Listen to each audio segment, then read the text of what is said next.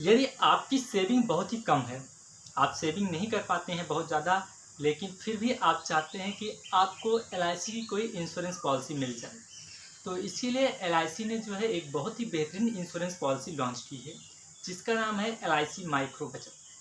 आखिर ये पॉलिसी कैसी है, किस प्रकार से जो है इसके बेनिफिट्स आपको मिलते हैं, कौन कौन इसको ले सकता है, क्या एलिजिबिलिटी क्राइटेरिया है, सारी चीज़ों को प्रॉपर तरीके से समझेंगे। तो दोस्तों मैं सोचता हूँ एक अपना आप सभी का आपके अपने यूट्यूब चैनल में बहुत बहुत स्वागत करता हूँ। दोस्तों माइक्रो बचत पॉलिसी एक बहुत ही बेहतरीन पॉलिसी है उन लोगों के लिए, खासकर जो है बहुत कम इनकम जो है कमा कर पाते हैं और वो एक इंश्योरेंस पॉलिसी लेना चाहते हैं और चाहते हैं कि मैं भी जो है एलआईसी के साथ सिक्योर रहूँ। तो आज की इस वीडियो में हम डिस्कस करेंगे कि आखिर एलआईसी की ये पॉलिसी जो है किन किन कंडीशंस पर मिलती है, कितने सम एश्योर्ड तक आप ले सकते हैं, मैक्सिमम मिनिमम सम एश्योर्ड क्या रहेगा, क्या जो है एज लिमिट रहने वाली है, लोन फैकल्टी रहेगी या फिर नहीं, क्या यहाँ पर भी सरेंडर वैल्यू आपको मिलता है, पॉलिसी का टर्म क्या रहता है, प्रॉपर चीज़ों को बेहतरीन तरीके से समझेंगे इस स्लाइड के माध्यम से। तो चलिए ले चलते हैं आपको अपनी डेस्कटॉप पर और वहाँ पर स्लाइड के माध्यम से एक एक चीज़ को जो है बहुत ही ब्रीफ में बहुत ही विस्तार के साथ समझते हैं। चलिए वीडियो को शुरू करते हैं। एलआईसी की माइक्रो बचत पॉलिसी, चलिए अब स्लाइड के माध्यम से समझते हैं एक एक बेनिफिट्स को। देखिए सबसे पहले तो इस पॉलिसी इस योजना को हम समझ लेते हैं, जो कि सुरक्षा और बचत का एक समायोजन प्रदान करती है। यह योजना पॉलिसी अवधि के दौरान यदि पॉलिसी धारक की दुर्भाग्यपूर्ण मृत्यु हो जाती है, तो इस मामले में परिवार को वित्तीय सहायता प्रदान करती है। और जीवित पॉलिसी धारक के लिए परिपक्वता यानी मैच्योरिटी के समय एक मुश्त राशि प्रदान करती है। यह योजना अपनी ऋण सुविधा के माध्यम से तरलता की जरूरतों का भी ख्याल रखती है, यानी कि आपको इस पॉलिसी के अंतर्गत डेथ बेनिफिट भी मिलेगा, मैच्योरिटी का बेनिफिट मिलेगा और ऋण सुविधा भी इस पॉलिसी के अंतर्गत आपको दी जाती है। आगे अगर हम बढ़ें तो देखिए इस प्लान की जो प्रमुख विशेषताएं हैं उसे हम समझते हैं। जो की फीचर्स हैं सबसे पहली चीज तो वो हम देख लें। देखिए ये जीवन जो है सूक्ष्म जीवन बीमा योजना है, इसका नाम भी आप देख सकते हैं माइक्रो बचत पॉलिसी है। तो ये आप क्या कहेंगे, जीवन सूक्ष्म बीमा योजना है, यानी कि पॉलिसी अवधि के दौरान नियमित रूप से आपको भुगतान देना होगा। अगली चीज इसमें क्या है कि 3 वर्ष पूर्ण होने पर, 3 पूर्ण वर्षों के प्रीमियम के भुगतान के बाद ऑटो कवर जो है आपको मिलेगा। ठीक, 1 वर्ष पूर्ण होने के बाद यानी आप अगर प्रीमियम 1 वर्ष तक जमा कर देते हैं तब उसके बाद आप ऋण सुविधा का जो है लाभ उठा सकते हैं। अगली चीज, यदि पॉलिसी 5 वर्ष पूरी हो गई यानी पॉलिसी में प्रीमियम जमा करते हुए 5 वर्ष पूरा हो गया, तो उसके बाद लॉयल्टी एडिशन के लिए भी आपकी पॉलिसी जो है एलिजिबल हो जाएगी। आगे अगर हम बढ़ें और देखें एलिजिबिलिटी कंडीशंस और अदर जो भी रिस्ट्रिक्शंस हैं, यानी कि जो भी पात्रता की शर्तें हैं और जो भी सारी चीज़ें हैं इसमें अन्य, वो क्या रहने वाली हैं। सबसे पहली चीज़ अगर मिनिमम एज एंट्री की बात करें, यानी कि यहाँ पर इस पॉलिसी को जो है लेने के लिए कम से कम कितनी उम्र होनी चाहिए, तो वो हम समझते हैं कम से कम यहाँ पर उम्र जो होगी आपकी वो 18 वर्ष पूरी होनी चाहिए। अगर आप बात करें कि मैक्सिमम जो है एंट्री एज कितनी होनी चाहिए, तो वो आपकी 55 साल होनी चाहिए, यानी 18 साल आपकी जो है उम्र कंप्लीट होनी चाहिए और ज़्यादा से ज़्यादा 55 साल आपकी जो है उम्र होनी चाहिए। आगे अगर हम बढ़ें और देखें इसमें पॉलिसी टर्म की बात, तो पॉलिसी टर्म 10 से 15 साल का दिया गया है, यानी कम से कम 10 साल के लिए और ज़्यादा से ज़्यादा 15 साल के लिए इसका चुनाव आप कर पाएंगे।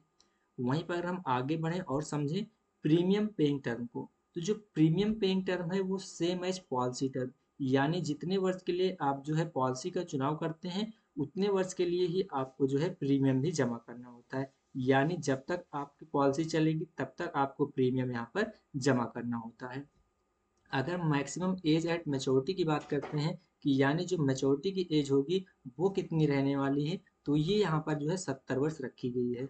यानी कि 70 वर्ष का जो है 70 वर्ष के बाद आप मैच्योरिटी का लाभ नहीं ले सकते। इसका मतलब ये होता है कि यदि आप 50 साल की उम्र में पॉलिसी ले रहे हैं, तब आप जो है जो टर्म सेलेक्ट करेंगे वो जो है यहाँ पर 20 वर्ष से ज़्यादा नहीं होना चाहिए। हालांकि यहाँ पर 15 वर्ष ही दिया गया है, तो आप ये समझ कर चलिए कि यहाँ पर जो है मैक्सिमम मैच्योरिटी है 70 साल रखी गई है। अगर आगे बढ़ते हैं हम समझते हैं एलिजिबिलिटी कंडीशंस के बारे में और थोड़ा, तो यहाँ पर देखिए जो मिनिमम बेसिक सम एश्योर्ड रखा गया है जिसे हम बीमा धन कहते हैं, वो यहाँ पर 1 लाख रुपए रखा गया है। यानी कम से कम 1 लाख सम एश्योर्ड के साथ आप जो है यहाँ इस प्लान को बाय कर सकते हैं। यहाँ पर ये जो 1 लाख रुपए रखा गया है, इसका मतलब ये नहीं है कि आपको जो है 1 लाख रुपए यहाँ पर जमा करना होगा। इसका मतलब ये होता है कि इसी के बेसिस पर आपकी जो प्रीमियम होती है वो कैलकुलेट की जाती है। मैक्सिमम बेसिक सम एश्योर्ड की बात करें यहाँ पर, तो मैक्सिमम सम एश्योर्ड पर लाइफ यहाँ पर लिखा गया है कि 2 लाख से ज़्यादा नहीं होना चाहिए। आप ये नहीं कर सकते हैं कि जो है एक एक या डेढ़ डेढ़ लाख की दो तीन पॉलिसी कर दें, तो ऐसा आप नहीं कर सकते हैं। आगे अगर हम बढ़ें तो देखिए the basic sum assured shall be available in multiples of. देखिए आप जो है जो सम एश्योर्ड लेंगे, अगर आप 1 लाख से लेकर 1,80,000 तक लेते हैं, तब आप जो है 10,000 के मल्टीपल्स में ले सकते हैं।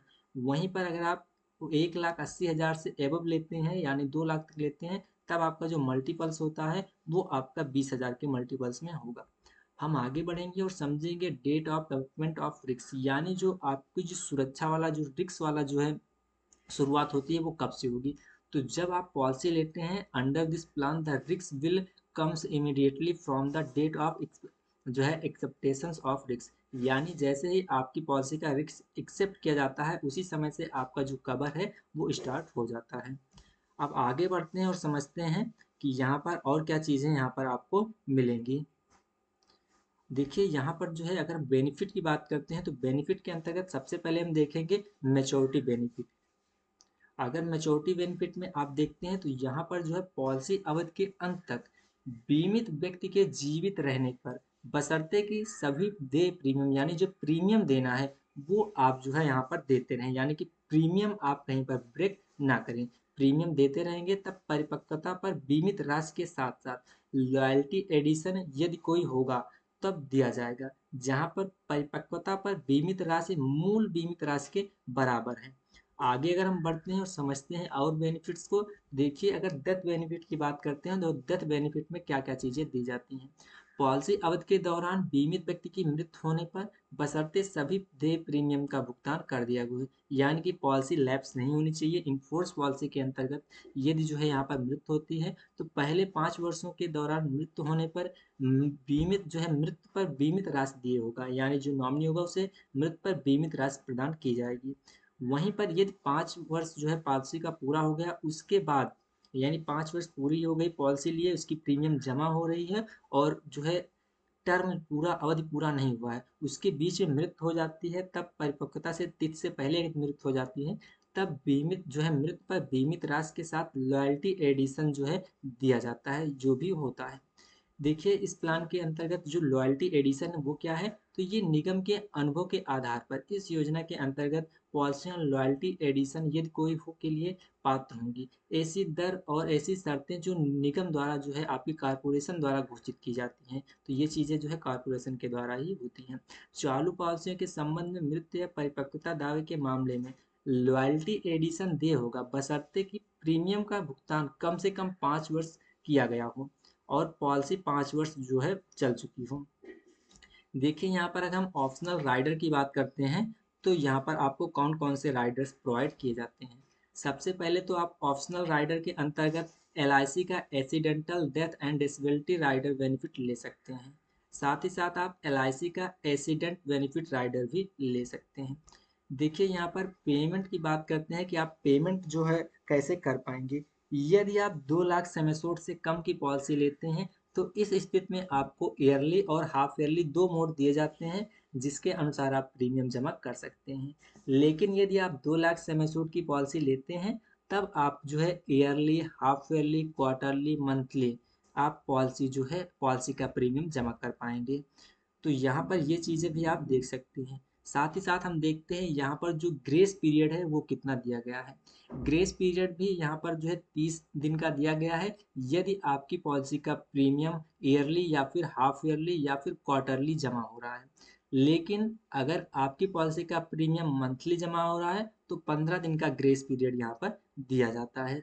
साथ ही साथ अगर मोड रिबेट की बात करें, तो यहाँ पर जो रिबेट आपको छूट दी जाती है वो कितनी होगी। तो यदि आप ईयरली मोड पर प्रीमियम जमा करते हैं तो 2% की छूट, और अगर हाफ ईयरली मोड पर जमा करते हैं तो 1% की छूट होती है, और उसके बाद क्वार्टरली या मंथली पर कोई छूट नहीं होती है। देखिए यहाँ पर अगर हाई जो है बेसिक सम एश्योर्ड रिबेट की बात करें तो यहाँ पर भी आपको छूट मिलती है। यदि आप जो है 1,80,000 से लेकर 1,80,000 तक का सम एश्योर्ड लेते हैं तब आपको कोई भी रिबेट नहीं दिया जाता प्रीमियम में। लेकिन यदि आप 2 लाख सम एश्योर्ड का जो है यहाँ पर चुनाव करते हैं तब आपको जो है 3% बेसिक सम एश्योर्ड का जो है प्रीमियम में रिबेट दिया जाता है। तो ये सारी चीज़ें थी यहाँ पर जो हमने इस वीडियो के माध्यम से डिस्कस किया है। तो यहाँ तक ये वीडियो देख ही लिया है तो यकीनन वीडियो आपको पसंद आया होगा और वीडियो में बताई गई सारी जानकारी आप बेहतरीन तरीके से समझ पा गए होंगे।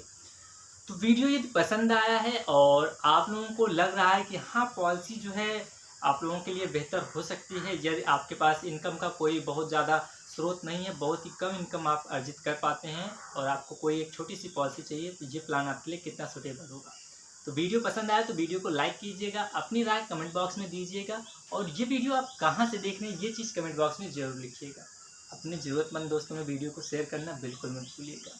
और हाँ, यदि आप चैनल पर पहली बार विजिट किए हैं तो चैनल को सब्सक्राइब कीजिएगा और यदि ये वीडियो आप हमारे फेसबुक पेज पर देख रहे हैं या प्रोफाइल पर देख रहे हैं तो फॉलो करना बिल्कुल मत भूलिएगा। मिलते हैं फिर ऐसी इंटरेस्टिंग वीडियो के साथ, तब तक के लिए जय हिंद जय भारत।